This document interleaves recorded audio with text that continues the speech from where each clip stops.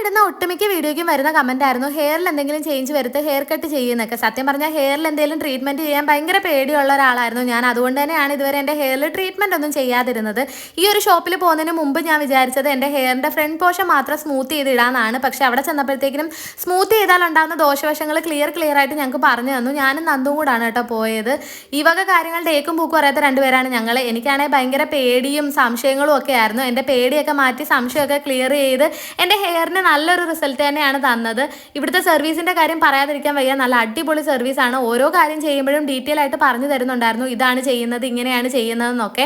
നിങ്ങൾ അവിടേക്ക് പോകുന്നുണ്ടെങ്കിൽ ഞാനിവിടെ നമ്പർ കൊടുത്തേക്കാം. ആ നമ്പറിൽ വിളിച്ച് ബുക്ക് ചെയ്തതിന് ശേഷം മാത്രം പോവുക.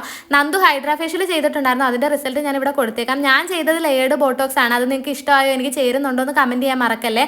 ഈ ഒരു പാർലർ കറക്റ്റ് വരുന്നത് പത്തനംതിട്ട കോന്നി പയ്യനാമണ്ണാണ്. പാർലറിൻ്റെ പേര് മിറർ മാജിക് എന്നാണ് കേട്ടോ. അപ്പോൾ എല്ലാവർക്കും ബൈ ബൈ.